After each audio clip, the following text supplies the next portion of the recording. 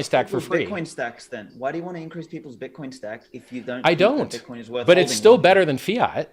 Look, Bitcoin is not as good as Ethereum, which is the reason Ethereum's outperformed it 3-1. You know who owns Bitcoin? A bunch of venture capitalists and scumbags. But you think it's the fucking, we're going to save politics with this shit. I'm not. Let me tell you who owns Bitcoin. At least I don't think I'm a scumbag. But... You know who just drove the price up of Bitcoin over the last week? I do. Do you know who? It's a single guy. Fuck. It doesn't matter. It's a market. It doesn't matter who drove the price of Bitcoin up? No. I thought you wanted to promote Bitcoin.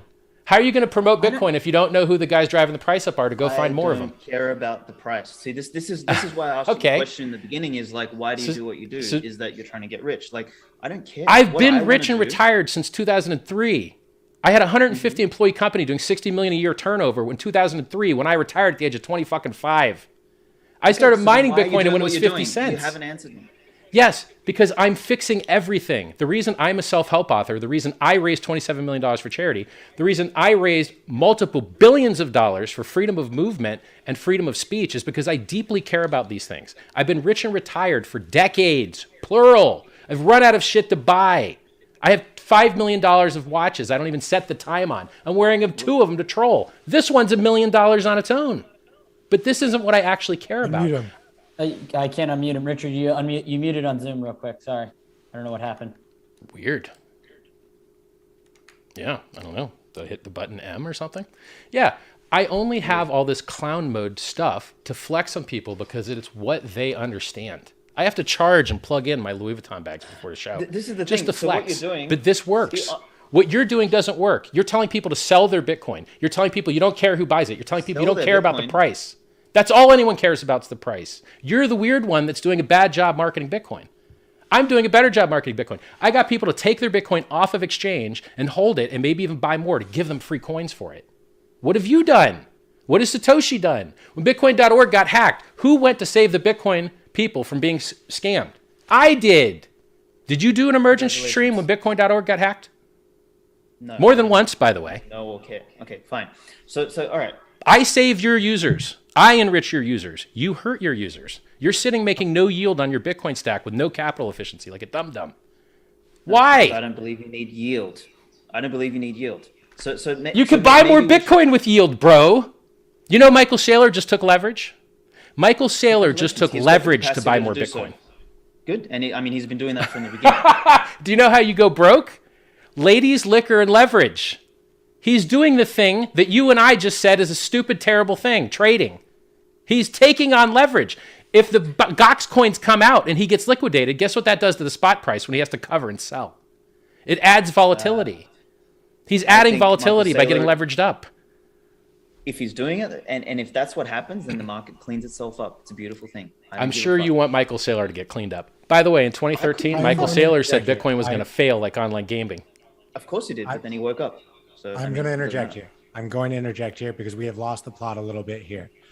Richard, thank you for the work you did for Bitcoin.org and helping those who are getting hacked and scammed. That is valid and a fair point. I want you both to define to me what is money, because that seems to be the crux of this argument that you guys are circling around. And if you guys can define that for us, I think that will help us engage in a different direction here. And I would like that to be defined first by Svetsky. I mean, what is money? I mean, fuck. I got it. If you don't got it, bro, it's okay. It's a standard definition. It's the technology we use. Is my fucking, are both my mics on? I think they are. Okay. It's the technology human beings use to codify the product of their labor so that at some point they can interact and cooperate with someone else. It's like the fucking language of value, right? So we need a means. So in order for human beings to cooperate and to interact, we need a means via which to codify, to store the product of one's labor, and then to exchange it with another down the track across time and space. Like that's effectively the metaphysical function of money, you know, and the only thing that changes is the object we use as money. You know, that's why we've used fucking seashells and rocks and this and that. We've been experimenting until we've reached what I believe is the apex version of money, which is Bitcoin. It places money into the realm of the physical laws of the universe. Like no one here on this call can change the speed of light. We can't change thermodynamics. We can't change fucking shit. we also can't change Bitcoin's rules. And it's sort of that's the innovation to me. It's not about getting fucking rich. It's not about, making pumper fucking mentals. Like, that's not the premise here. Like, Bitcoin is about placing money outside of anyone's capacity to influence, control, manipulate. And as a result, it puts people on a level playing field. And I don't mean a level playing field for some fucking goal of equality. I mean that then people can actually compete fairly without fucking leeches being able to, who don't add value, be able to fucking enrich themselves at the expense of everyone else, which is the whole fucking problem of fiat. Like, that's why Bitcoin is replacing fiat, is that these clowns, like the fucking nursing home, Bidens and Jay Powells and fucking Lagardes of the world, they add zero value to society, but they still enrich themselves by leeching productive capacity from the rest of the world, by creating money supply out of nothing. That is the whole fucking problem we're trying to solve by placing money outside of everyone's hands. So that's my frame, and that's where I start, and that's the problem that we're trying to solve, not trying to make fucking people rich. I don't give a fuck about people being rich. If you're going to get rich, go and do something fucking useful, not fucking sit there, trade shitcoins. Like, it doesn't make sense to me. So anyway, that's my point. Richard, same question to you. My pleasure. The standard definition you'll pull out of Wikipedia for what money is it's something that is durable. You can tell that it's not counterfeited. You can split it up into a bunch of parts. You have some hope that it maintains its value. It's scarce. So scarce, divisible, durable, that's all fine and good. But what we've seen is that everything that people call monies today suck. They're terrible. They have basically lifespans of 50 years, which are fiat currencies. They all go to zero over time. They print them out of thin air, which steals from savers. It causes boom and bust cycles of misinvestment and malinvestment. You give the money to the wrong people, it empowers a military-industrial complex. They don't have to pass war taxes, so they go and blow people up constantly with money that was stolen from the people, but people don't realize it stole from them. And then I've got unique takes on this that other people have never heard of before, which is why I'm a thought leader. So imagine a world where you've driven up all the prices by printing money out of thin air, stealing all the value from the money people tried to save. Now they have to pay capital gains tax if they sell something because it has fake gains on paper, and you tax them on the theft. So first you steal the money of their value, then you tax them because the fake value went up on the, quote, gains. And then if if they magically get wages, it kicks them into higher income tax brackets. It's a huge, giant racket. And Bitcoin is better than fiat, but let's say, could we pick a weaker target? No, we could not. So while Bitcoin is better than fiat, it hasn't been better than Tesla stock. It hasn't been better than my Rolexes since you reached the top of the S-curve, since every scumbag venture capitalist has more Bitcoin than you'll ever have in your entire life. The people that hacked Bitfinex had $2 billion of Bitcoin. Draper's got billions. Winklevi has billions. Chamath has billions. Do Kwon of the stablecoin UST just pumped the price this week, and he's buying $2 billion and already executed a purchase for $1.5 billion. So while you think you're saving the world, how much? He's buying $1 billion. No, he already bought one. Well, he drove the price up. An engineer around it. Okay? Have you read the critical vulnerabilities list of Bitcoin Core? It's very long, and there's been a ton of them. Do you know why they're called critical? Because they're really big screw ups. Okay. Irrespective. It doesn't matter. They're all probabilistically irrelevant. Do you know it takes 9 months to on-ramp a new Bitcoin developer because the code is spaghetti code? You can't on-ramp a new dev. You got to send your dev to Chain Code Labs and wait 9 months. Richard, you muted on Zoom. Oh, God damn it. Zoom. I don't know why this thing keeps muting. I guess my mouse is doing something. I'll move the mouse. So look, it takes 9 months to on-ramp a new Bitcoin dev because it's spaghetti code that's very easy to screw up, which is why it's been screwed up so many times in the past. Satoshi wasn't actually a good software developer. Most people don't realize that there was a poker client built in to the original software code. But like, the huge errors were made. And it could be made better, but you guys put your head in the stand and don't try. No, you can't even pay your own devs. Trying to make it better and change it literally defeats the fucking purpose of Bitcoin, which is this unchangeable thing. That's the whole fucking point. So it would rug pull the very promise. So you don't like Taproot then, right? You don't like Taproot? I actually think that Bitcoin shouldn't add a fucking single thing ever again. Like, it should just continue to be what it is, and that's it. I mean, I think Taproot and all the other things that, you know, devs are discussing are fucking irrelevant. At the end of the day, what matters here, the innovation, is a money that doesn't change, like whose rules don't change. Yeah, but the rules do change. You're just not paying attention. Well, no, the rules have never changed. No. Yes, because there was a 40% throughput client, increase when SegWit was adopted. What are you talking about? The throughput went up 40% because the 1 megabyte block limit got weighting, and it weighted up to 1.4 megabytes. Fine. So that there's more throughput backwards now. Compatible. It's still backwards compatible. So for me, that's fine. My node is still backwards compatible all the way.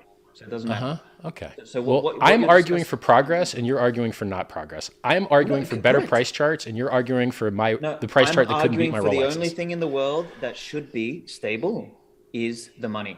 And that is what Bitcoin delivers. That is the problem that has been solved. The very fact that you are able, through your influence and through your supposed intellect and through your opinion, influence and change the actual money makes you Lord of the Money, which is the fucking problem we're trying to solve. I can't change hex. I can't change hex at all. How? Yes, it's literally immutable. You can't possibly change it. Hold on, but you're just talking about progress. No, the consensus rules in hex are locked forever. They cannot be changed. The network crap around it, that allows throughput to be increased can be changed. The reason that we're more resistant to inflation bugs is because our consensus code is locked and isolated eternally forever. But yours isn't, which is why you get consensus bugs. No. Everything in nature and every system, every robust system scales in layers. And that's what Bitcoin does. It scales in fucking layers. Do you know what else it does? The reason we you know what else it does? It evolves. And capillaries. It also evolves. Yeah. It still evolves within that framework. Okay. Yeah, but you know Lightning's not Bitcoin, right? Layers. Do you understand that Lightning has a different security model than Bitcoin, and different security guarantees, and different risks, and a different dev team?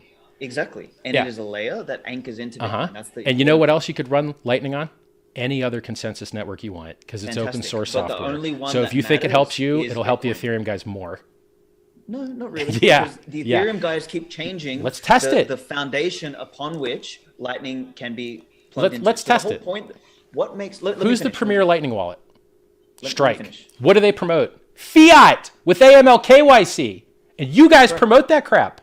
You promote Strike. It's a necessary on-ramp. So here's the thing. No, it's not. Bitcoin is incompatible with the existing system. Bitcoin is fundamentally incompatible with the banking system, with the payment system, with the existing fiat system. And that incompatibility is the feature. Bitcoin is incompatible with the current world. Bitcoin is incompatible with modern banking. Bitcoin is incompatible with PayPal. Bitcoin is incompatible with the current financial and banking system. It is that way by design. You understand Stripe just integrated Bitcoin. Stripe, the world's most popular processor. No, listen. What you're missing. What are you talking about? Incompatible. Bitcoin, you're just making stuff up. You're just saying stuff that's not true. Why are you lying about Bitcoin? Bitcoin's good enough. You don't have to lie about it. Are you going to let me finish? Okay. So what I'm saying about Bitcoin's incompatibility is that it doesn't function like the money that we currently have today. You know, when Stripe uses US dollars are some fucking phantom ledger somewhere. In fact, it's not even a fucking ledger anywhere, because it's just a bunch of internal ledgers by a bunch of banks, and we don't actually know how many US dollars there are. So it's this made up fucking monopoly funny money, whereas Bitcoin doesn't function in that realm. It is completely incompatible with that. So what we have to do in order to cross the two, but everything you're saying is false. False. Build on-ramps. No. Bitcoin's entire accounting I just model described an UTXOs. on-ramp to you, and then you just said it sucked. And then you just said it was incompatible when I just showed you a compatible thing. I'm just disproving everything you said. The on-ramp is a bridge between two worlds that are incompatible. Bitcoin exists here and fiat exists here. They don't talk to each other. So in order for them to talk to each other, you need to build on-ramps.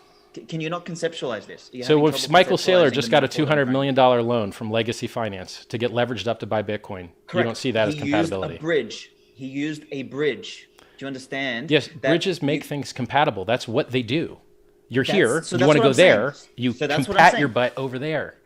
So let me finish my point then. So what I'm saying is that along the way, we're going to build bridges that are necessarily fucked up, that necessarily people can poke holes at, whether it's Strike, whether it's Bitfinex, whether it's Unchained Capital, whether it's BlockFi, it doesn't matter. Those bridges by definition have a flaw because they bridge two incompatible worlds. That's what No, I'm no, trying that's to the whole. fucking That's the only say. reason the bridge So exists. You're not going to disprove Exactly. bridges to me. You're not going to disprove finance. You're not going to disprove money. You just bridges misunderstand exist these for things. now. No. Bridges exist for now because it's necessary to move onto Bitcoin because there's no other way to move on No, there. You but don't just one day. you're always have a going to fucking have US bridges because you dollar. only have 1 million transactions a day of throughput, and you don't even have that. No, You that is actually have incorrect. 7 to No, no, no. 13 TPS if the transactions are Who very gives a small. fuck? Who gives a So you're fuck? That's limited not on your what Bitcoin ability to is. settle on your Bitcoin's second not a layers. transaction network. Bitcoin's not a payments network. It I- doesn't matter. I just disproved the thing you were going to say, but you're not paying attention. Your ability to settle layer 2 networks is gated by your layer 1 throughput. The reason that Ethereum is trying to change the way that it charges for gas to give an advantage to layer 2 networks is so that they can never have gonna more work. throughput on layer 2. It's never It's gonna already work. working. It's never gonna It's work. already It's not- working. not It's gonna already work. been working for a Ethereum year. cannot scale. No, Ethereum cannot scale. Ethereum has No increased the gas network- limit how many times? 10 times, and it's worked just fine, it's which is still why not they gonna get work. 10 times the fees you guys get. You guys used to brag that Bitcoin was the thing that got all the use because people paid all the fees on it, and now you make less than a tenth of what the Ethereum miners make. Thanks to NFTs and thanks Well, to every other fucking shitcoin that's Yeah. being launched. Okay, No, so, I mean, so you well, can't thanks use that because as they an have a argument. ton of demand and not much supply. And I'm From helping a new solve Ponzi that. every 6 months. From a new Ponzi every No, 6 but months. you just Like, have a of course worse you're gonna have Ponzi is demand what you in a don't stupid understand. There's no base demand for Bitcoin. It's a speculative investment. It's a risk-on investment. When the stock The market base dies, demand- Bitcoin dies. When the stock market goes up, Bitcoin goes up. Bitcoin's dropped 85% 4 times. It dropped 65% in keep 2 doing that. weeks for COVID. Don't tell me it's the blue chip when you only outperformed care Dogecoin by about blue chip, 10%. dude. And you didn't even actually I don't care outperform about it. blue Dogecoin chip. is still up I don't versus care about Bitcoin. blue